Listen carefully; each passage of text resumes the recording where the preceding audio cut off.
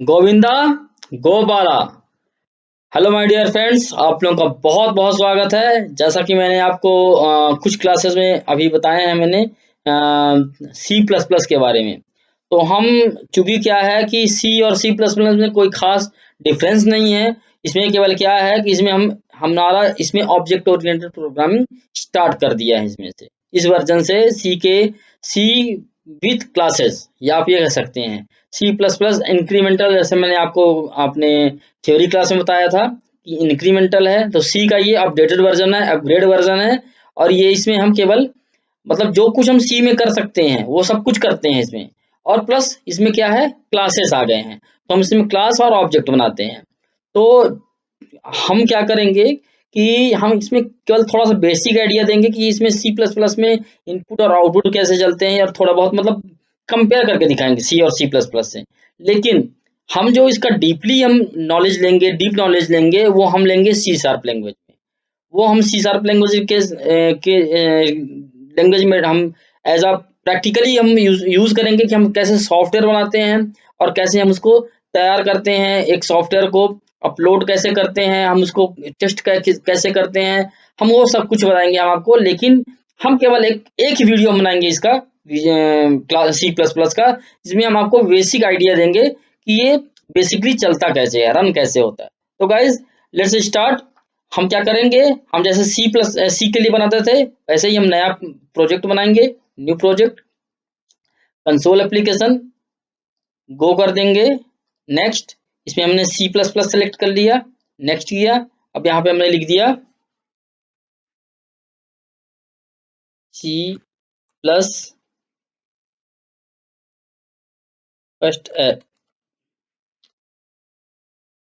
First program program PROG। Okay, program. And इसके बाद हम क्या करें, सेलेक्ट कर लें लोकेशन। तो हमने सेलेक्ट लोकेशन कर लिया है ये ड्राइव में अपने C plus plus folder, practical folder के अंदर। तो ये हमने पाथ को सेलेक्ट कर लिया है। अब इसमें हमारा ये हमने पाथ बनाया हुआ है सी प्लस प्लस प्रैक्टिकल का, तो वही हमने सेलेक्ट कर लिया है। अब हम इसे नेक्स्ट करेंगे और फिनिश कर देंगे। अब ये हमारे पास क्या है, एक सिंपल, जैसे हमारे सामने पहले आता था डिफॉल्ट, सी सी में बना हुआ डिफॉल्ट आता था। तो जैसा कि हमारे पास सी लैंग्वेज में बना हुआ एक डमी प्रोजेक्ट आ जाता था, उसी तरीके से सी प्लस प्लस का एक डमी प्रोजेक्ट बन के आ गया, प्रोग्राम बन के आ गया। ठीक है ना। अब हम इसको क्या करें, सिंपली भी कुछ नहीं चेंज करते हैं, हम इसको रन करके देखते हैं क्या आता है इसका आउटपुट। तो हम इसको रन करते हैं, तो ये हमारे पास हेलो वर्ल्ड लिखा हुआ आ गया, जो कि यहाँ पे दिया हुआ है। ठीक है ना, सी में। तो आपका यहाँ पे क्या है, एक डिफॉल्ट प्रोजेक्ट का प्रोग्राम बना हुआ आ गया, और इसमें ये दिखा रहा है कि हमारा इस तरीके से ये आउटपुट है इसका, हेलो वर्ल्ड लिखा हुआ। तो आपका कहने का मतलब, अब हम यहाँ पे देखें, अगर हम सी लैंग्वेज में कंपेयर करें तो हमारा इंक्लूड होता था, और उसको उसके साथ होता था stdio.h। ठीक है ना। इसमें चेंज हो गया library IO stream means input output stream file, इसको वो इंक्लूड कर रहा है सी प्लस प्लस के कंपाइलर के लिए। ठीक है ना। एक दूसरी लाइन आ गई है using name space. Name space name space होता क्या है, एक लॉजिकल कंटेनर है। ठीक है ना। ये एक लॉजिकल कंटेनर है कि इसमें हम अलग अलग कंटेनर बना लें, उसकी एक्सेसिबिलिटी होती है। क्योंकि जब हम मॉडिफायर्स पढ़ेंगे ऑब्जेक्ट ओरिएंटेड प्रोग्रामिंग में, इन चीज़ों की यूज होनी है नेम स्पेस का। अगर हम अभी यूज नहीं करते हैं नेम स्पेस को, तो भी हम इसको ना ही करना चाहें तो हटा सकते हैं इसको, और इसके बाद भी हम इसको हम रन कर सकते हैं। देखिए मैं दिखा रहा हूँ, ये केवल क्या है कि आप क्लास डालेंगे, उसमें आप पब्लिक प्राइवेट करेंगे, इसलिए प्रॉब्लम कर सकता है। रन करते हैं दोबारा से, तो ये रन होता है। मतलब इसमें हम नेम स्पेस ना लें, अगर सिंपल एप्लीकेशन बना रहे हैं तो ना भी इस पे नेम स्पेस लें, तब भी काम चलेगा। और जैसा कि आपका इनपुट आउटपुट चलता था पहले, आप अगर देखें, ये इंट मेन, तो हमने यहाँ से इंट हटा दिया मेन, जैसे हम सी लैंग्वेज में करते थे, रिटर्न हटा दिया। ठीक है ना। इसमें से हमने ये हटा दिया, यहाँ पे हटा दिया। ठीक है, अब भी आपका चलेगा, ये इतना ही काम का है। ये सी आउट है। सी आउट का मतलब होता क्या है कि जैसे हम प्रिंटफ चलाते हैं उसकी जगह पर सी आउट लगता है। और हम इसको रन करते हैं तो आप देखिए यहाँ पे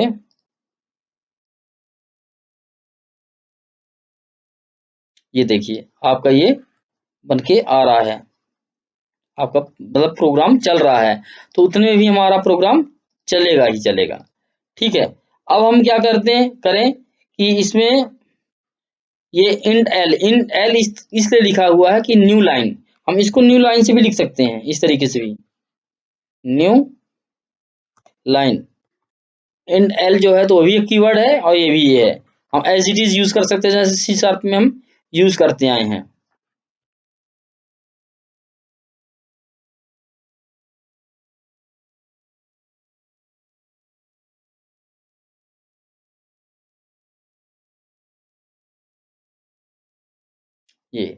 ये कुछ यहाँ पे दे रहा लाइब्रेरी की प्रॉब्लम है, बट ये वैसे नहीं है, दिक्कत नहीं है इनमें। ये आई स्ट्रीम की हेडर फाइल है, इसे आई स्ट्रीम ये वर्क करता है, ये हेडर फाइल जो बनी हुई है आई स्ट्रीम की वो ये है, इसमें बनी हुई है। तो आप ये देखिए कि इस तरीके से काम हो रहा है इसमें। और यहाँ पे आपको और थोड़ा सा मैं बताना चाहूँगा चाहूँगा कि आप इसे इनपुट करना है आपको। तो आप इनपुट करने के लिए आप सिंपल लिख सकते हैं, कैसे सी इन लिख सकते हैं। तो सी इन पहले एक वेरिएबल डिक्लेयर कर लीजिए आप, इंट नंबर। ठीक है, अब यहाँ पे क्या करें सी इन, और इसका सिंबल क्या है, ऐसा है, ये याद रखिएगा। ठीक है ना।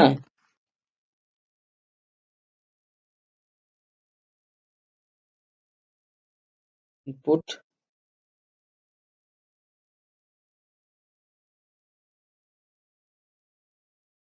नंबर्स, ठीक है, इनपुट नंबर्स। ठीक है, और यहाँ पे हम क्या करें, यहाँ पे हम नाम दे दें,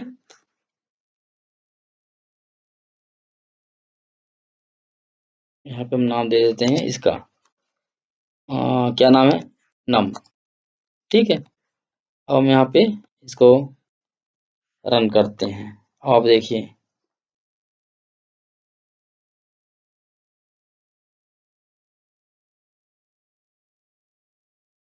तो ये देखिए कि मैंने थोड़ा-सा यहाँ पे गड़बड़ किया था, गलत किया था। यहाँ पे कोड के अंदर लिखा था मैंने, इसको मैंने हटा दिया तो अब ये सी इन की प्रॉब्लम कर रहा था, तो वो जो है ना प्रॉब्लम नहीं कर रहा है। तो अब ये देखिए, यहाँ पे मैं रन कर रहा हूँ, तो ये देखिए यहाँ पे हेलो वर्ल्ड लिखा हुआ आ रहा है और फिर इनपुट माँग रहा है। जैसे मैंने लिखा 56 और एंटर किया, तो ये आ गया, ये जो भी मैसेज है और बाहर आ गया। अब मैं इसका अगर आउटपुट देखना चाहूँ तो COUT आउट लिखूँ और ऐसे लिख करके, और इसमें हम लिख दें नम, तो इसी का वो आउटपुट दिखाएगा, जो हम इनपुट करेंगे वही आउटपुट में दिखा देगा। तो ये देखिए आप यहाँ पे लिखा हमने 23, तो ये देखिए 23 लिखा हुआ यहाँ पे आउटपुट में आ गया। यहाँ पे समझ में नहीं आ रहा है, क्यों नहीं आ रहा है, क्योंकि ये भी थोड़ा सा हमने लिखा नहीं है इसमें। इसमें हम इस तरीके से लिख दें अगर ऐसे करके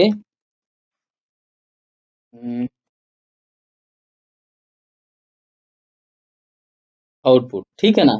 और ये इनपुट के लिए हम क्या करें कि हम एक मैसेज यहाँ पे डाल दें इनपुट, हेलो वर्ल्ड की जगह पर इनपुट।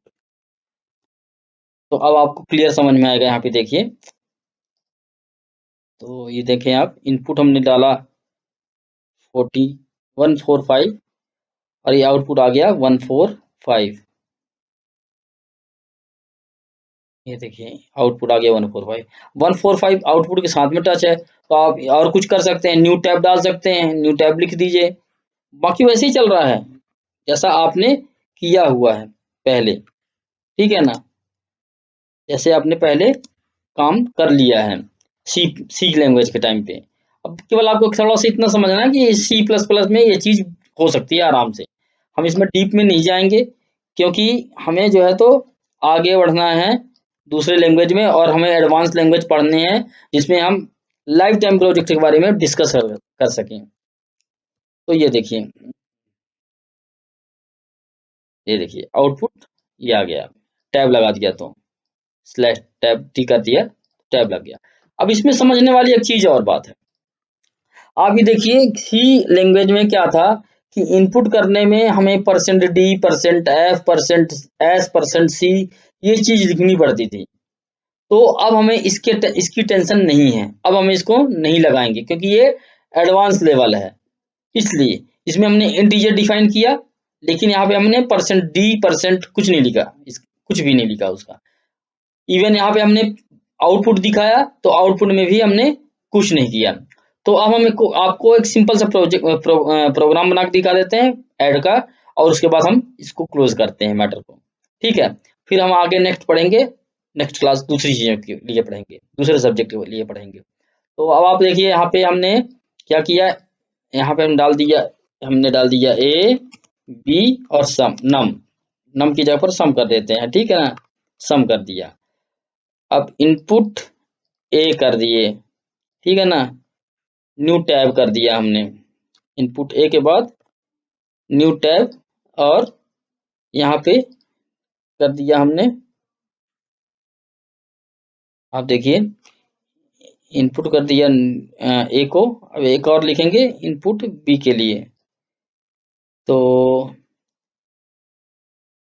यहाँ पे हमने लिख दिया ए, ठीक है। ये सी आउट सी इन, प्रिंट एफ स्कैन एफ, ठीक है, सी लैंग्वेज का। अब फिर इसको हम दोबारा इसको रिपीट कर दें, कॉपी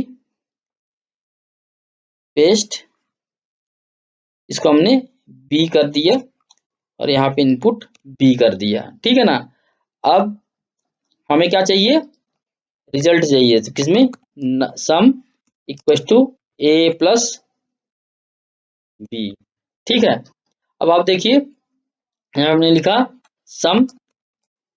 अच्छा, हमें एक काम और करना है, ये न्यू लाइन यहाँ पे डाल देना है कि जैसे नए लाइन में आए वो न्यू लाइन, ठीक है। और ये भी हमें इसमें न्यू लाइन डाल देते हैं, न्यू लाइन, ठीक है।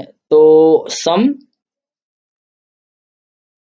रिजल्ट जो आएगा आपका इसमें आएगा सम के अंदर, ठीक है, एस में आएगा, सम में आएगा।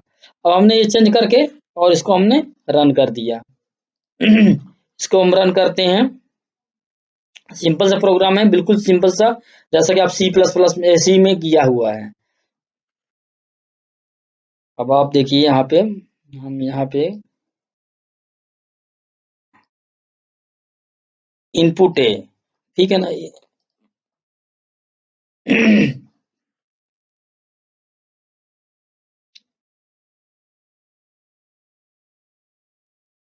तो जैसा कि यहाँ पे दिख रहा है क्या, इनपुट ए हमने लिखा है, तो इनपुट ए लिखा हुआ आ गया यहाँ पे, ठीक है ना। और टैब दिया था, एक टैब दिया है, तो ये टैब का स्पेस दे दिया। अब हमने डाल दिया कितना, 30 डाल दिया, ठीक है, 30 डाला।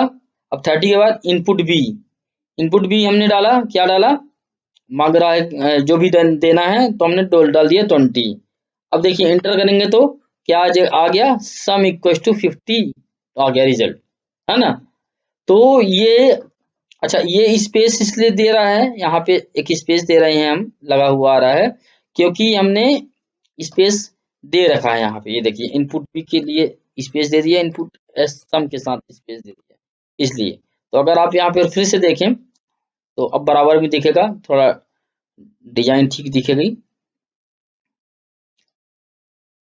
आप देखें यहाँ पे हमने डाल दिया 78 और 65, तो ये देखिए सम रिजल्ट लिखा हुआ आ गया, है ना। तो कहने का मतलब यह है आपका कि ये सिंपल प्रोग्राम इस तरीके से हम रन करते हैं, और जैसा हम उसमें सी में किया है, हमने जितना भी काम किया है सब कुछ इसमें कर सकते हैं, वही चीज हम कर सकते हैं। उससे एडवांस काम करने के लिए सी प्लस प्लस और बनाया गया है, उसमें ऑब्जेक्ट ओरिएंटेड प्रोग्रामिंग डाल दिया गया है, अदरवाइज सेम है। तो इसमें for loop, while, do while सब वही चलते हैं, if else statements, else if, nested if else, सब कुछ वही सेम टू सेम चलते हैं। तो हम इसमें ज्यादा टाइम ना खराब करके हम आगे नेक्स्ट लेवल में बढ़ते हैं, जिसमें हम आपको सभी तरीके के एप्लीकेशन बनाना बताएंगे, कंसोल, डेस्कटॉप, वेब एप्लीकेशन, और इन चीजों को हम करके दिखाएंगे कि कैसे किया जा सकता है उसमें, ठीक है ना। तो गाइज हम अब नेक्स्ट क्लास में मिलते हैं सी शार्प के साथ।